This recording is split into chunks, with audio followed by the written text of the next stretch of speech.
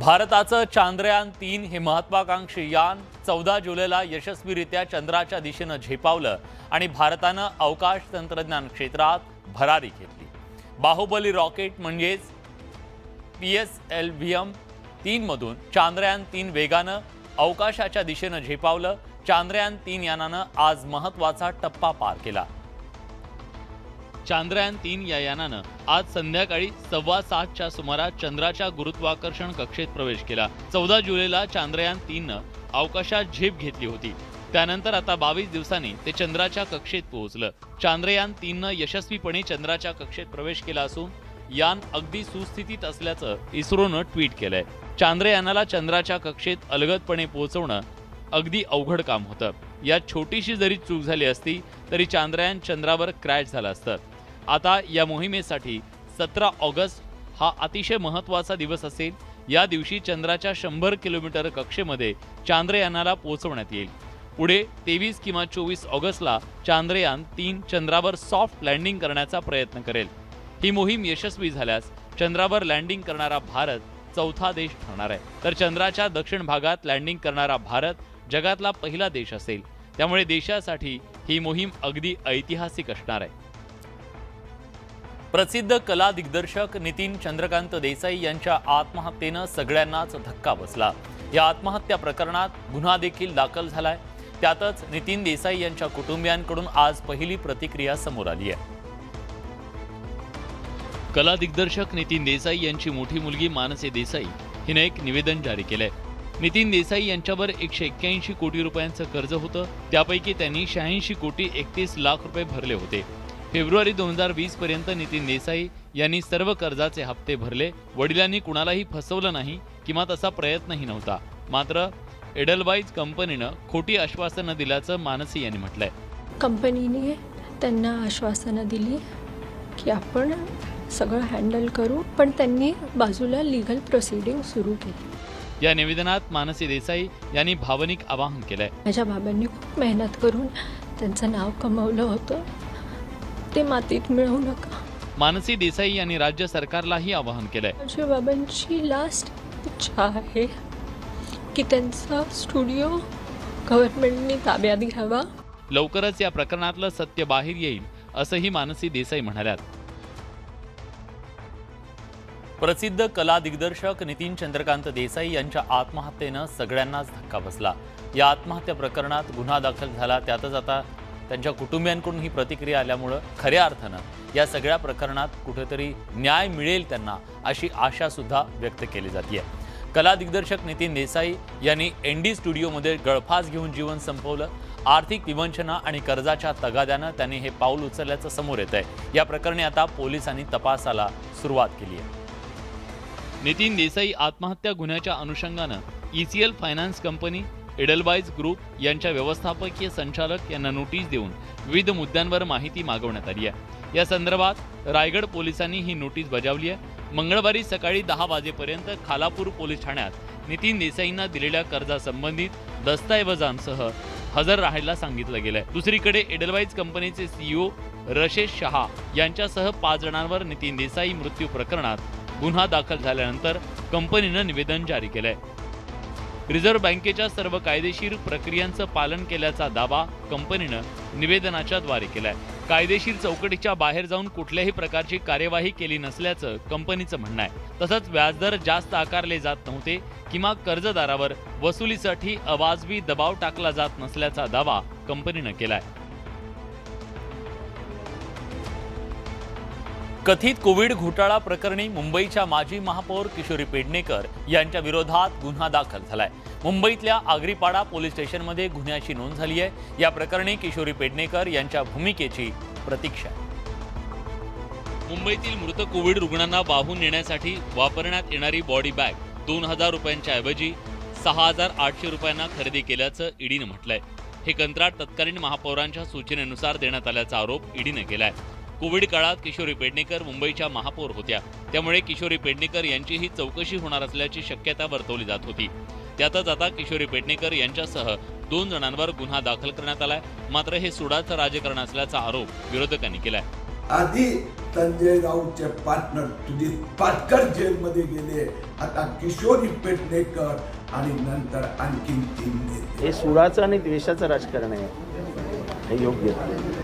Mumbai महापालिकेतल्या Covid centre घोटाळा प्रकरणी सुजित पाटकर यांना अटक केल्यानंतर आता थेट मुंबईच्या माजी महापौर आणि ठाकरे गटाच्या प्रवक्त्या किशोरी पेडणेकर यांच्यावर गुन्हा दाखल करण्यात आलाय. त्यामुळे ठाकरे गटाला हा एक मोठा धक्का मानला जातोय. मुंबईच्या माजी महापौर किशोरी पेडणेकर यांच्या विरोधात गुन्हा दाखल झालेला असताना ठाकरे गटाचे आमदार रवींद्र वायकर यांची चौकशी करण्यात आली आहे. 500 कोटींच्या कथित घोटाळ्या प्रकरणी आर्थिक गुन्हे शाखेकडून ही चौकशी करण्यात आली. तब्बल 5 तास त्यांची ही चौकशी झाली. उद्धव ठाकरेंचे निकटवर्तीय आमदार रवींद्र वायकरांच्याही अडचणीत वाढ झाली आहे. वायकर यांनी महाकाली गुफा प्रकरणात 500 कोटींहून अधिक रुपयांचा घोटाळा केल्याचा आरोप भाजपचे नेते किरीट सोमय्या यांनी केला.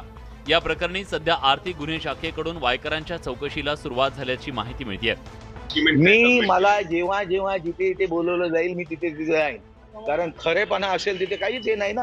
आणि त्यांना मला माहिती आहे ना, आणि तुम्हाला देखील माहिती आहे, हे राजकारण जे वर्षापासून चाललेलं आहे याच्यामध्ये सतवणूक होणार. सोमय्या यांनी केलेल्या आरोपानुसार रवींद्र वायकरांनी जोगेश्वरी विक्रोळी लिंक रोड लगत उद्यानासाठी आरक्षित भूखंडावर पंचतारांकित हॉटेल बांधायला मंजुरी मिळवली.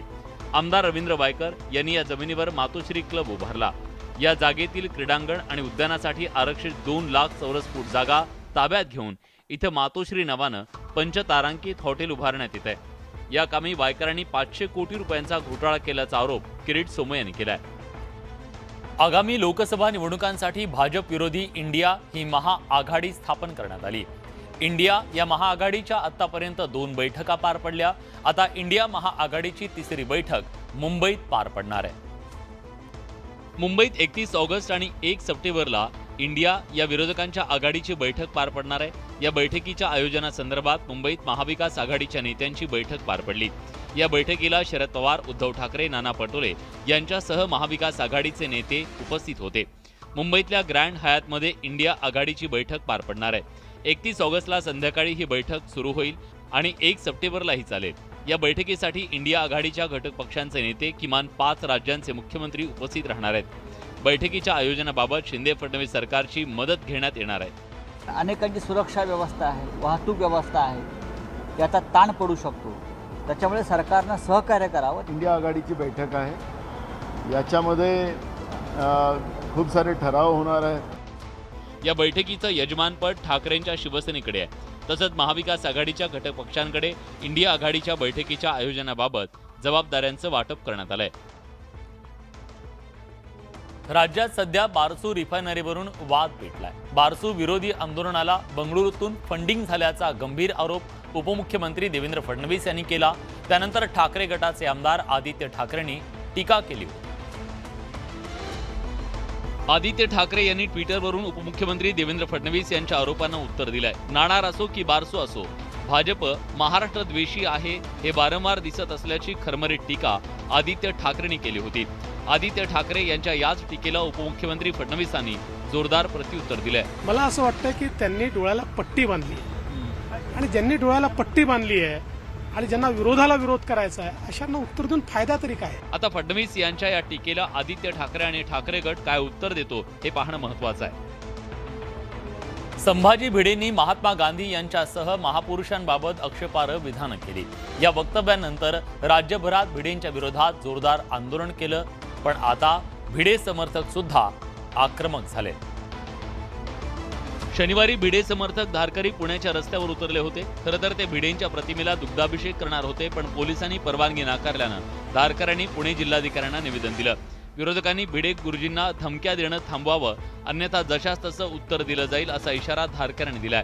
गुरुजींच्या जीवाला धोका झाला. एक महाराष्ट्राचे माजी मंत्री आहेत, त्यांनी म्हणले की मी गुरुजींचा खून करणार आहे. त्यांनी मुख्यमंत्र्यांना, गृहमंत्र्यांना पत्र दिलंय. याच्यातनं जर काही लॉ अँड ऑर्डरचा प्रश्न निर्माण त्याला जबाबदार कोण? जे बोलले त्यांना योग्य वेळी योग्य उत्तर अवश्य मिळेल. आम्ही शांत आहोत. याचा समाजानं किंवा आमच्या विरोधकांनी त्याचा गैरफायदा घेऊ नये. खरं तर सांगली आणि कोल्हापूर जिल्ह्यात भिडे समर्थकांचं मोठं नेटवर्क आहे. त्यातीलच बरीचशी मंडळी पुणे आणि परिसरात नोकरी आणि कामधंद्याच्या निमित्तानं स्थिरावली आहे. त्यामुळे आगामी काळात भिडे समर्थक आणि विरोधकांमध्ये संघर्षाची चिन्ह आहेत. अहमदनगर जिल्ह्यातल्या राहुरीमध्ये सकल हिंदू समाजाच्या वतीनं जन आक्रोश मोर्चाचं आयोजन करण्यात आलं। या मोर्चाला नागरिकांनी मोठ्या संख्येनं हजेरी लावली। एकूणच राहुरीत भगवं वादळ अवतरल्याचं चित्र दिसून आलं। अहमदनगरमधील राहुरी शहराच्या YMC मैदान ते ग्रामीण रुग्णालयापर्यंत निघालेल्या या जनाक्रोश मोर्चात तरुण तरुणींसह नागरिक मोठ्या संख्येनं सहभागी झाले। गेल्या काही दिवसांपासून अहमदनगर जिल्ह्यात धर्मांतरण आणि लव जिहादच्या घटना वाढत असल्याचा आरोप करत या विरोधात हिंदू संघटना आक्रमक झाल्या। या प्रकरणातील गुन्हेगारांवर कठोर कारवाई करावी आणि लव जिहाद विरोधी कायदा करावा या मागणीसाठी हा मोर्चा काढण्यात आला। भाजपचे आमदार नितेश राणे आणि खासदार सुजय विखे पाटील या मोर्चात सहभागी झाले होते। हिंदू समाज हा कायद्याचं पालन करणार असून प्रत्येकानं आपला धर्म सांभाळावा, हिंदू समाजाच्या आडवा आल्यास सोडणार नाही असा इशारा नितेश राणेंनी दिलाय। हिंदू समाजाला सुरक्षित ठेवण्यासाठी ज्या ज्या गोष्टी जे कायदे लागतील ते सगळे कायदे योग्य वेळी आणले जातात। सगळ्या भावनांचा आदर करत येणाऱ्या काही कालावधीमध्ये माननीय गृहमंत्री आणि आदरणीय प्रधानमंत्र्यांच्या माध्यमातून एखादा कायदा निश्चित या लव जिहाद विरोधात केला जाईल। या मोर्चाच्या माध्यमातून राहुरीत कडक पोलीस बंदोबस्त तैनात करण्यात आला होता। ATS आणि NIA कडून सध्या महाराष्ट्रभर छापेमारी केली जाते। त्यातच भिवंडीतल्या पडघा इथं छापेमारी करण्यात आली। ISIशी संबंध असल्याप्रकरणी अकीब नाचन याच्या घरी छापेमारी करण्यात आली। NIAनं अकीब नाचन याला चौकशीसाठी ताब्यात घेतलंय। यापूर्वी NIAनं 5 जणांना अटक केली आहे। त्यात मुंबईतून 1, पडघ्यातून 2, पुण्यातून 2 अशा 5 दहशतवाद्यांना अटक केली आहे। भिवंडीतील पडघ्यातून अटक केलेले जुल्फिकार अली बरोडावाला आणि जुबेर खान हे दोघे पडघ्यात भाड्यानं राहत होते। या दोघांना अकीब नाचन यानं आर्थिक मदत केल्याचा दावा NIAनं केलाय। त्यामुळे अकीब नाचन याच्या घरावर NIAनं छापेमारी करून त्याला ताब्यात घेतलं। NIA आणि ATS या 2 वेगवेगळ्या तपास यंत्रणांनी उद्ध्वस्त केलेली पुण्याच्या कोंढवा भागातल्या दहशतवाद्यांची मॉड्यूल्स एकमेकांच्या संपर्कात होती आणि एकमेकांना मदत सुद्धा करत होती। हे आता स्पष्ट झालंय, कारण NIAनं अटक केलेला जुल्फिकार अली बरोडावाला हा ATSनं अटक केलेल्या मोहम्मद युसुफ खान आणि मोहम्मद युनुस साकी या दोघांना पैसे पुरवत असल्याचं स्पष्ट झालंय। त्यानंतर महाराष्ट्र ATSनं NIAच्या न्यायालयीन कोठडीत असलेल्या बरोडावालाचा ताबा घेत त्याची चौकशी सुरू केली आहे। मुंबई गोवा महामार्गावरचं काम युद्धपातळीवर सुरू आहे। येत्या गणेशोत्सवाच्या पूर्वी या महामार्गाची 1 लेन सुरू करणार असल्याचं राज्याचे सार्वजनिक बांधकाम मंत्री रवींद्र चव्हाण यांनी म्हटलंय। या महामार्गावर एकदा काम झाल्यानंतर खड्डे पडणार नाही असा दावाही चव्हाणांनी केलाय। कोकणात गणेशोत्सवात जाणाऱ्या चाकरमान्यांना दरवर्षी खड्डेमय रस्त्यातून प्रवास करावा लागतो। या पार्श्वभूमीवर मुंबई गोवा महामार्गाचं काम युद्धपातळीवर सुरू आहे। राज्याचे सार्वजनिक बांधकाम मंत्री रवींद्र चव्हाण यांनी नागोठणे ते पनवेल या मार्गावरच्या कामाची पाहणी केली। या मार्गावर CTB या नवीन तंत्रज्ञानाचा वापर केला जातोय। जेवढं आपल्याला खालतीपर्यंत जाता येतं तेवढा तो खोदला जातो। त्यामध्ये सिमेंट आणि केमिकल मिक्स करण्याचं काम हे मशीनच्याच माध्यमातून केलं जातं। गणपतीपूर्वी या महामार्गाची 1 लेन सुरू करणार असल्याचं त्यांनी सांगितलंय। आम्हाला खात्री आहे की सिंगल लेन कोणत्याही परिस्थितीमध्ये गणपतीच्या अगोदर पूर्ण करायला हवी। या मार्गावर या पुढील काळात खड्डे पडणार नाहीत अशा पद्धतीनं काम करणार असल्याचं चव्हाणांनी म्हटलंय। आता या रस्त्यावरती खड्डे बुजवण्याचं काम केलं जाणार नाही। जे काम होईल ते परमनंट काम होईल। मुंबई गोवा महामार्गाचं काम लवकरात लवकर मार्गी लागल्यास चाकरमान्यांना मोठा दिलासा मिळणार आहे।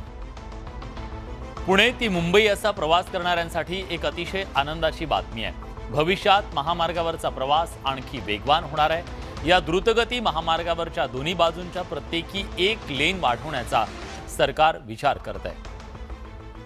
पुणे आणि मुंबई या 2 महत्त्वाच्या शहरांना जोडणारा 94 किलोमीटरचा मुंबई गोवा महामार्ग 2002 पासून तयार करण्यात आला। या मार्गावरून होणाऱ्या वाहनांच्या संख्येत दरवर्षी वाढच होतीये। या मार्गावर अपघाताच्या घटना आणि वाहतुकीची कोंडी पाहायला मिळते। यावर उपाययोजना म्हणून महामार्गावरील दोन्ही बाजूला प्रत्येकी 1 लेन वाढवण्याचा निर्णय MSRDCने घेतलाय।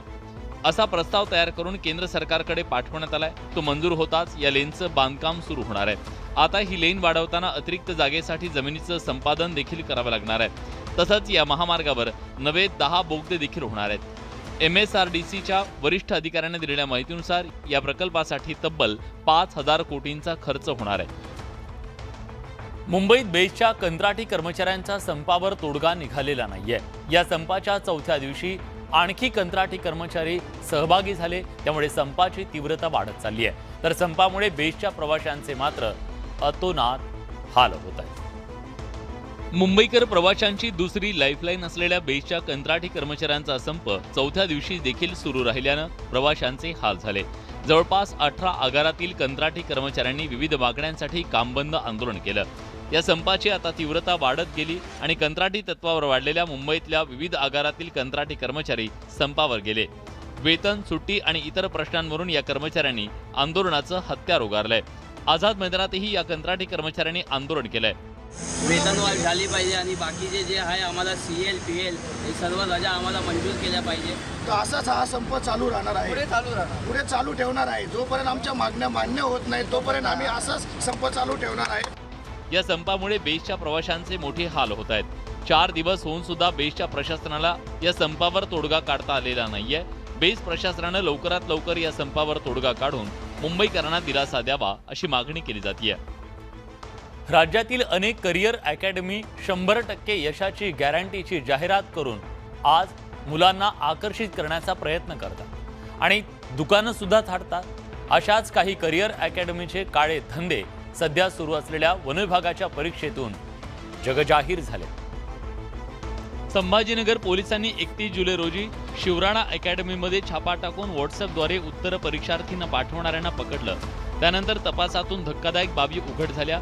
मायक्रो इयरफोन घालून परीक्षा देणारे, मोबाईलद्वारे प्रश्न बाहेर पाठवणारे, मोबाईल व्हॉट्सअप ग्रुपवर उत्तर घेणारे सगळे पोलिसांच्या हाती लागलेत। यासाठी एका विद्यार्थ्याकडून 10 लाख रुपये घेतल्याचं समोर आलंय। सांगली, कराड आणि संभाजीनगरच्या 3 अकॅडमी चालकांना पोलिसांनी ताब्यात घेतलंय। विद्यार्थ्यामागे काही ठिकाणी 3.5 लाख, 4 लाख अशा प्रकारचे जो उत्तरं देतोय, अशा प्रकारचे त्यांच्यामध्ये व्यवहार ठरून ही कारवाई झालेली आहे। वन विभागाला अतिशय स्पष्ट सूचना देण्यात आल्या की यांना कायद्याच्या भरवंट्याखाली खेचलंच पाहिजे। 100% नोकरीची गॅरंटी देताना अकॅडमीचे संचालक कोट्यवधी रुपये गोळा करतायत। त्याचा वापर अशा भ्रष्टाचारासाठी केला जातोय का हा सवाल उपस्थित होतोय। कोल्हापूरची अस्मिता असलेला जयप्रभा स्टुडिओ विक्रीपासून वाचलाय। हा स्टुडिओ आता राज्य सरकार ताब्यात घेणार आहे। याबाबत महापालिकेला तसे आदेश देण्यात आले। राजाराम महाराजांनी कोल्हापुरात स्थापन केलेल्या आणि लता मंगेशकरांची मालकी असलेल्या या स्टुडिओची गेल्या वर्षी विक्री झाली होती। माजी आमदार राजेश क्षीरसागर यांच्या मुलांनी हा स्टुडिओ एका कंपनीच्या माध्यमातून विकत घेतला होता। अनेक चित्रपटांचा साक्षीदार असलेला हा स्टुडिओ इतिहास जमा होणार असल्यानं त्याचे तीव्र पडसाद उमटले होते।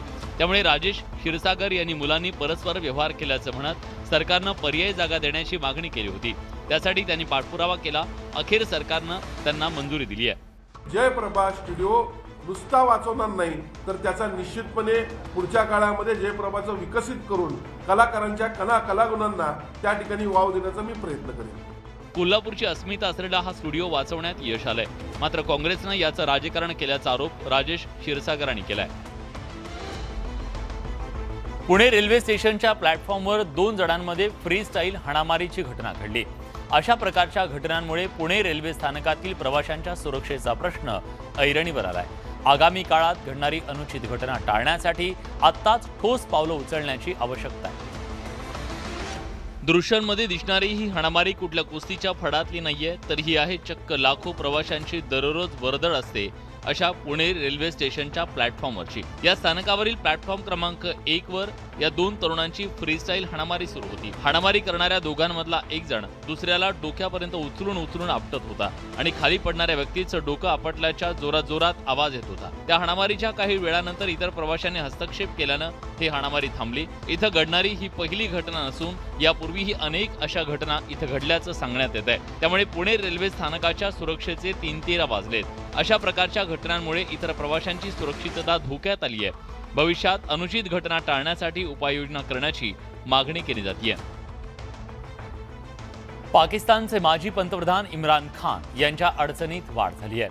तोशखाना प्रकरणात त्यांना 3 वर्षांची शिक्षा सुनावण्यात आली आहे। पाकिस्तानात गेल्या काही महिन्यांपासून तोशाखाना प्रकरण गाजतंय।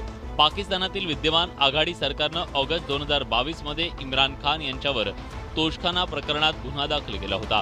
पंतप्रधान असताना इम्रान खान यांनी त्यांना मिळालेल्या भेटवस्तूंची माहिती तोशखाना विभागाकडे उघड केली नाही।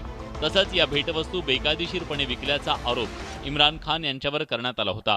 या प्रकरणी पाकिस्तानातील जिल्हा सत्र न्यायालयानं इम्रान खान यांना 3 वर्षांची शिक्षा सुनावली। न्यायालयानं इम्रान खान यांना 1 लाख रुपयांचा दंड ठोठावला असून 5 वर्ष निवडणूक लढवण्यास बंदी घालण्यात आली आहे. पाकिस्तानात लोकप्रतिनिधींना मिळालेल्या भेटवस्तूंची माहिती तोषखाना विभागास देणं बंधनकारक असतं. इम्रान खान यांनी 2018 साली सत्तेवर आल्यानंतर मिळालेल्या भेटवस्तूंची माहिती तोषखाना विभागाला द्यायला नकार दिला होता. या प्रकरणी इम्रान खान गोत्यात आलेत. तर या होत्या दिवसभरातल्या सर्व महत्त्वाच्या बातम्या, दमदार बातम्या. दमदार 10 या बुलेटिनमध्ये आपण इथेच थांबतोय. ताज्या घडामोडींसाठी बघत रहा न्यूज 18 लोकमत.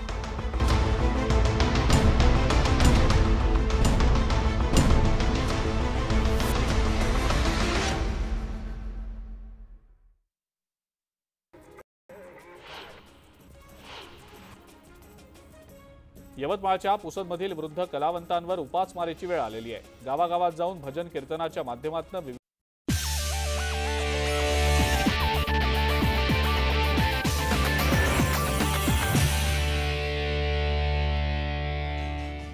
नमस्कार. महामुंबईमध्ये मी विशाल पाटील आपल्या सगळ्यांचं स्वागत करतो. संपूर्ण दिवसभरात काय घडलंय आपल्या मुंबई आणि उपनगरांमध्ये अगदी सविस्तर पुढल्या अर्ध्या तासात जाणून घेण्याआधी एक नजर महामुंबईच्या हेडलाईन्सवर. महत्त्वाच्या बातम्या